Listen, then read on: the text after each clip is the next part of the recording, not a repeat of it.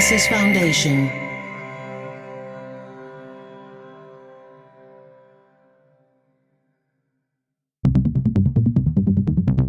Dublab.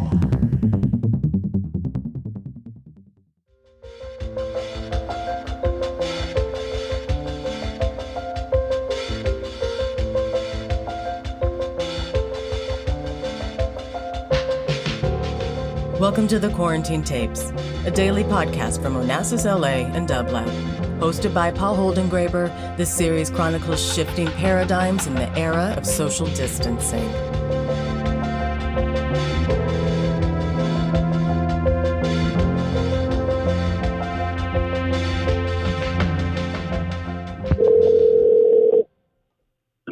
Hello, this is Davina. Hello, Davina Two Bears. This is Paul Holdengräber calling you from the Quarantine Tapes. And I'm so delighted that you're part of this series. How are you today? I'm doing good, thank you. Where do I find you? I'm in Santa Fe, New Mexico at the School for Advanced Research. Is that where you teach? I actually have a fellowship here. It's called the Anne Ray Fellowship. And what does that fellowship entail, and how is it working to have a fellowship in the midst of this pandemic? The fellowship is a writing fellowship for Native Americans. So I'm working on publishing a book chapter based on my research and also a journal article for Kiva Journal, and also starting to research for transforming my dissertation into a book.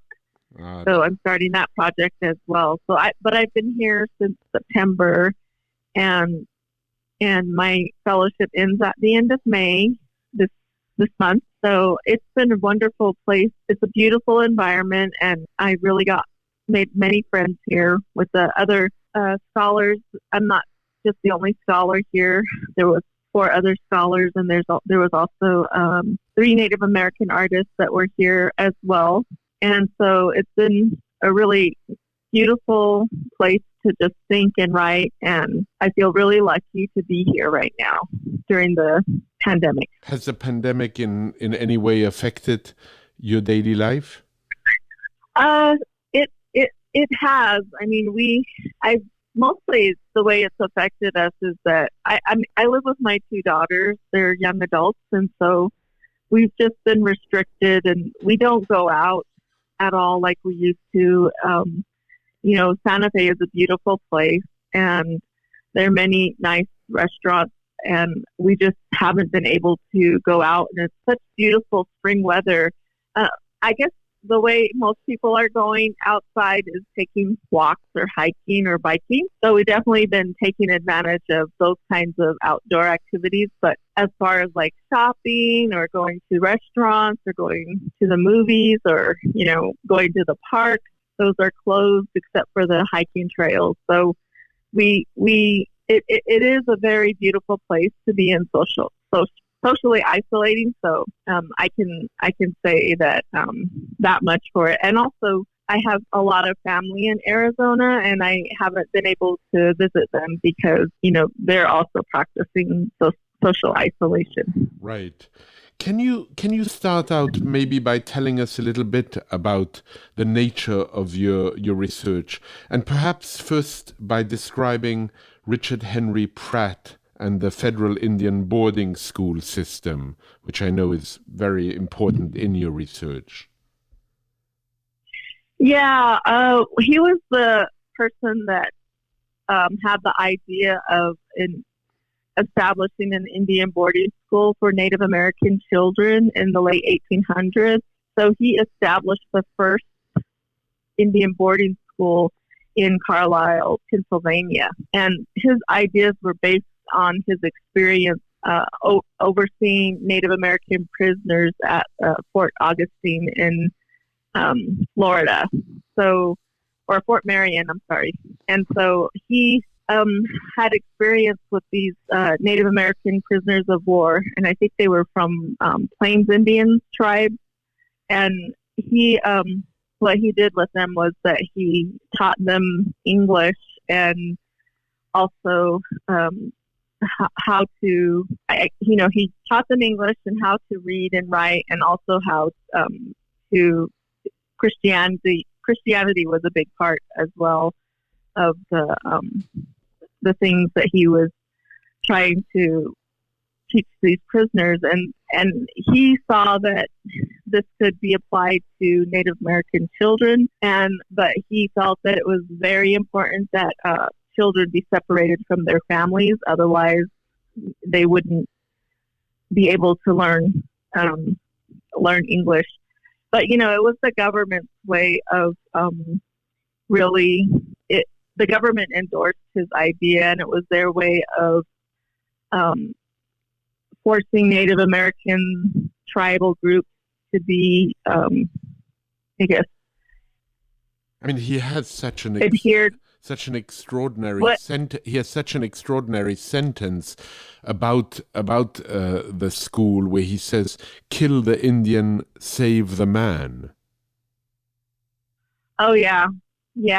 I mean, the whole institution was to just not allow the children to connect with anything, any of their culture or identity, and the government did this as a way to keep tribes in check that they were warring with. So, they used the children as a way to ensure that tribes, don't continue to war with the United States, and also so that they could give up more of their land, and that's how they use the children.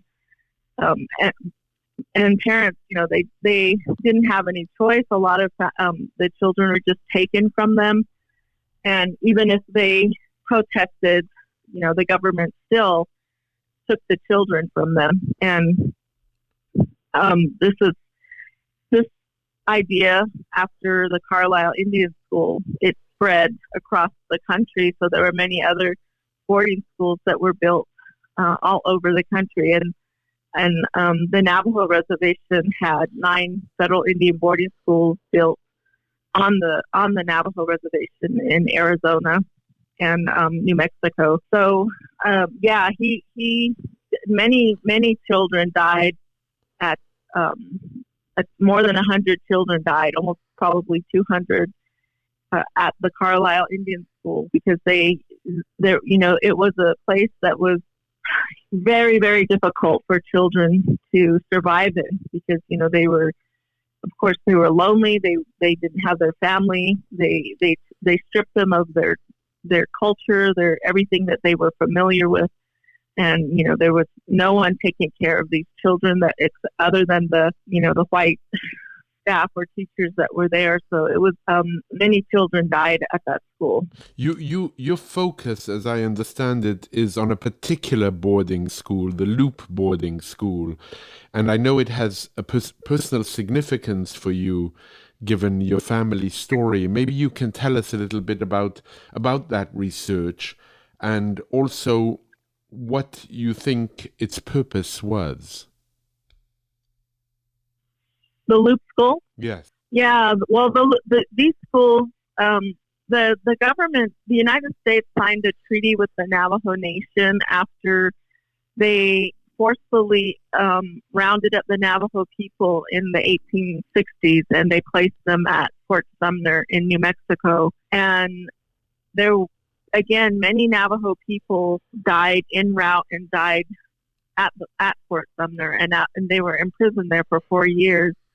And they were set to be sent to Oklahoma Indian Territory, and the leaders of the Navajo people negotiated with the United States government to be let go back to their homelands in Arizona. And so miraculously, the government agreed to let the Navajo people go back to their traditional homelands in Arizona. And part of the treaty that was signed was that the Navajo agreed to have their children attend school, and the school would be built for every 20 children or every 30 children, the school would be built. But that never really, the government never really lived up to their treaty obligations. But part of what they did do was build 9 federal Indian boarding schools on the Navajo Reservation in the early 1900s. And Loop Boarding School was one of the federal Indian boarding schools. And both of my grandparents attended this school in the 1920s and probably a little bit into the 1930s. And they told me stories about their time at the old Loop Boarding School. And they didn't really tell me very much, but I remember my grandfather's story because it was really, I think it was just a nice story. And he told me the story of how him and his friends used to go rabbit hunting around the school. And what he did was he got a toy cap gun for Christmas at the Loop Boarding School. And he turned his cap gun into a real gun. And him and his friends would go hunting for rabbits around the school, and then they would build a little campfire and cook their rabbits and eat them. And my mother told me that the reason why they were doing this is because they were starving at the old Loop Boarding School. So as I got older, I worked for the Navajo Nation Archaeology Department, and I realized that this site, the old Loop Boarding School, is an archaeological site. It's a huge site. And then I also realized that there's nothing really written about this. There's no Navajo history about the school. Right. It's mentioned, like the name is mentioned in some books, but no one has ever documented and the history of it. But a lot of people know that site is there. It's an important place because many, many children, went to school there while the school was open from 1909 is when it first opened, and it closed in 1942. So and it closed, a lot of the families... It closed in 1942 to become something else. Yes. It closed and it became a Japanese internment camp. It was called the Loop Isolation Center. Goodness. And that aspect of the history has been researched and published about. The Park Service published a book on Japanese internment camps, and so they do include the Loop Isolation Center, a few pages on the Loop Isolation Center, and also a movie that was recently released, like maybe 5 years ago. It's called A Bitter Legacy, and I forget who the director is, but she's Japanese. So she made this movie, and I haven't seen the movie yet, and I really want to see it, but I just haven't been able to see that movie. And then, so that aspect of the Loop Boarding School has been researched, but the Navajo history of it has not. And so I really wanted to do this project because it's an important place in my community and they want to know more about it too. And so this is my way of giving back to my community information about the school. They want to know more, and yet at the same time you have encountered sometimes resistance to your research. And I'd love you to talk a little bit about that resistance to archaeology. I guess it's kind of hard to be an archaeologist as a Navajo or Diné person because traditionally we are taught to not disturb archaeological sites. We are just to leave them be, and it's mostly because if you disturb a place where a person has lived and died, you could make the spirits angry and they could make you sick, and not just you, they could make your family sick. So a lot of people don't think that archaeology is, and a lot of Navajo people don't think archaeologists or archaeology is a field that is necessary or that is something that they want to become, I guess. But there are other Navajo people that see archaeology as a way to protect sites, right, and to be able to document Navajo history and culture because, these days, the language, the history, the culture is not being passed on to the younger generation as strongly as it was, in the 20th century. And so some Navajo people believe that archaeology is a way for us to preserve our heritage and our culture, and that we can, be able to make our research available to the younger generations of Navajos. And this would be a way for us to preserve our language, culture, and history. So I'm one of those right, those Navajo people. Yeah, fighting in a way, resisting in a way, preserving, and in a way saving a history that, if you were not to write it, Davina, might not. I don't know if it might not exist, but the traces would be with the passage of time would be harder and harder to uncover. And you once wrote that there's a bleak history of American archaeology in the eyes of most Native people. And you've spoken a little bit about it. But why bleak history? Well, it's bleak because for a very long time, archaeologists, the field of anthropology is built upon colonization. Right. And for a very long time, archaeologists have researched the past or researched, all sites in this country, the ancient sites are Native American sites. Right. And so when archaeologists would go and research places, they never asked permission from the tribes that lived, next to the sites, or from the tribes who consider these sites, part of their ancestors. The archaeologists, did not ask permission. They did not work with tribes, basically contemporary tribes. They basically just ignored them for the most part. Most archaeologists, there may have been a few that were.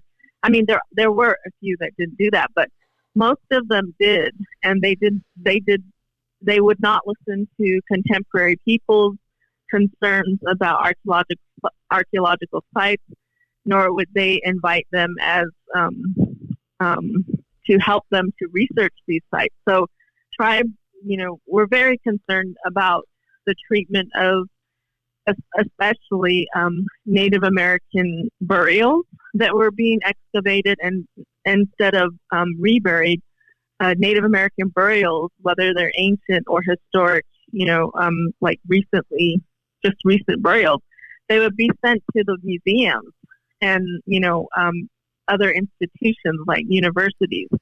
And so Native American human remains and burial objects and also sacred objects were just taken from tribes and without their consent.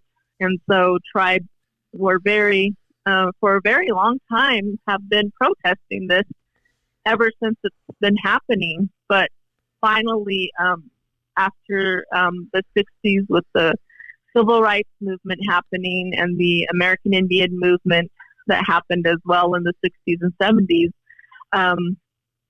I think archaeologists and anthropologists could no longer ignore contemporary Native American people and their concerns about their ancestors and human remains and burial items or sacred items in museums. So, especially with the passage of a law in 1990, the Native American Grave Protection and Repatriation Act, which requires all entities that have received federal funding to repatriate human remains, burial items, and objects of cultural patrimony and sacred objects. So this law really, really forcefully changed, because archaeologists and anthropologists had to adhere to the law now, and part of the law requires that they consult with contemporary Native Americans.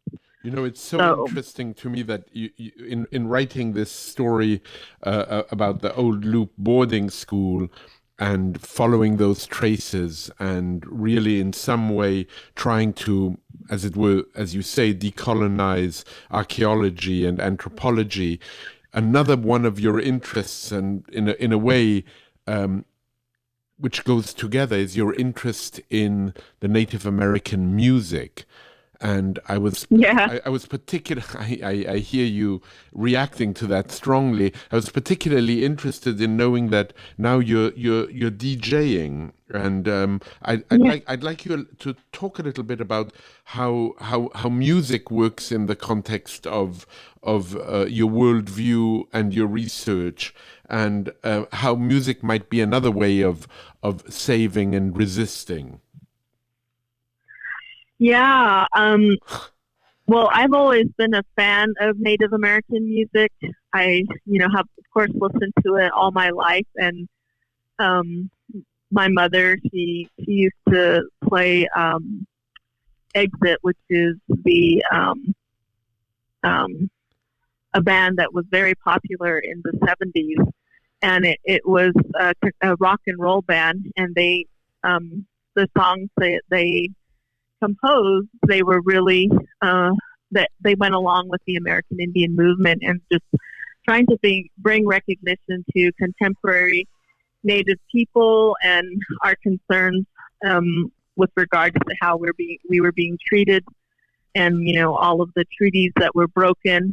So this music very much, to me, as a child, influenced me to like that kind of music first of all, and then really listen, even though I was just a kid, to the messages embedded in the music, which were really resonated with me as a Native person, which, was protection of, the land, the animals, and the environment, caring for Mother Earth, and also, again, addressing the fact that our treaties were broken and they needed to be upheld.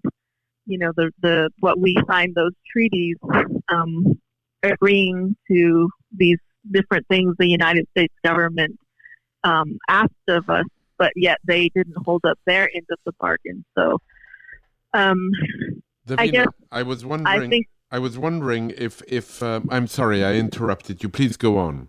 Oh, that's okay. No, go on. It's my mistake. Please. Yeah. So, and anyway, when I got to IU, Indiana University, I was asked to be a volunteer DJ, and I never even thought I could be a DJ. Yeah. But my love of Native music, I want to share Native music, because once I became a DJ, I realized that there are Native, First Nations, Indigenous people making music all across the Americas. And it's not just, their traditional songs that they've been singing for, hundreds of years, but they're composing music all the time.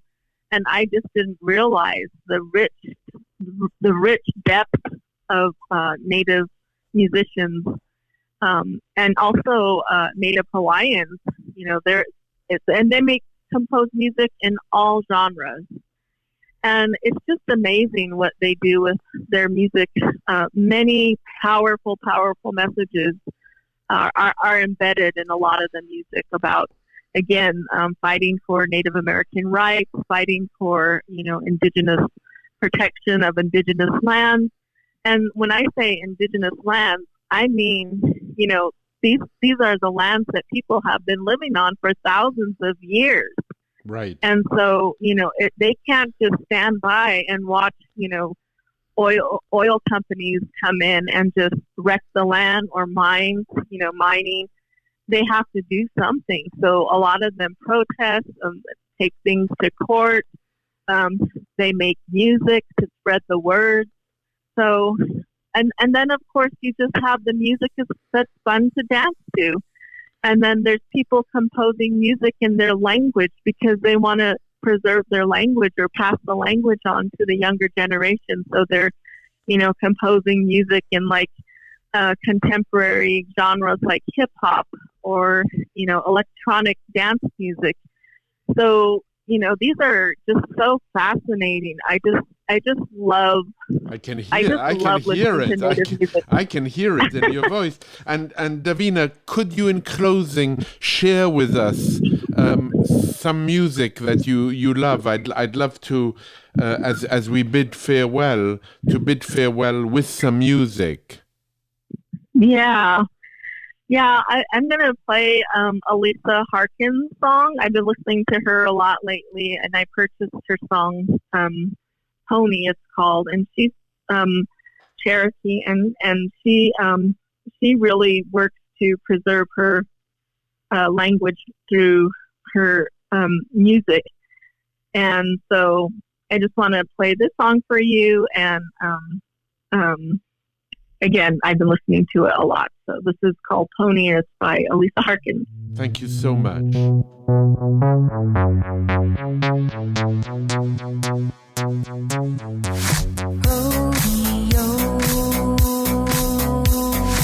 Rolling like a star, told that key, Chogo Isaya.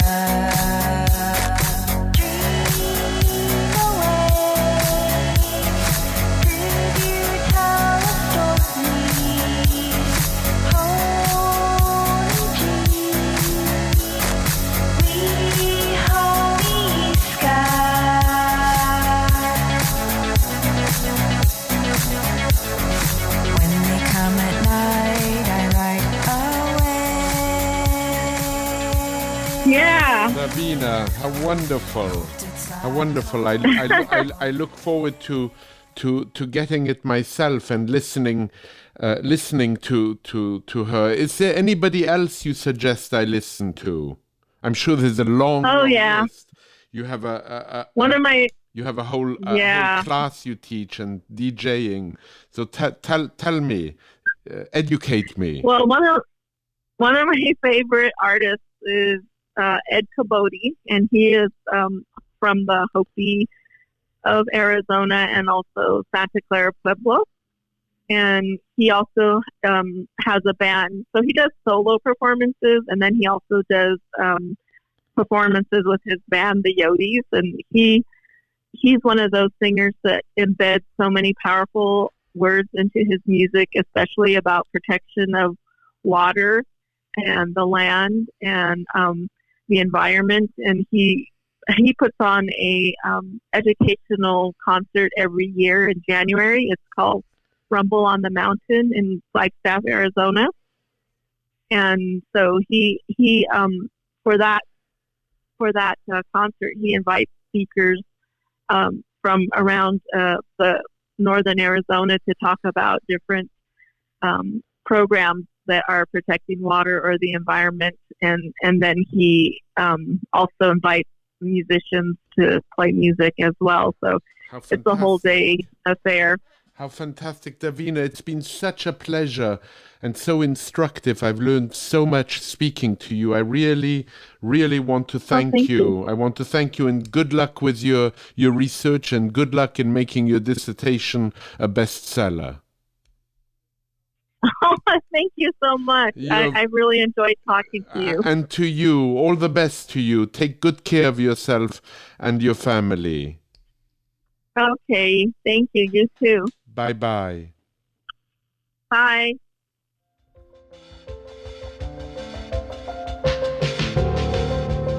To support this show and Dublab's progressive programming, go to dublab.com/support.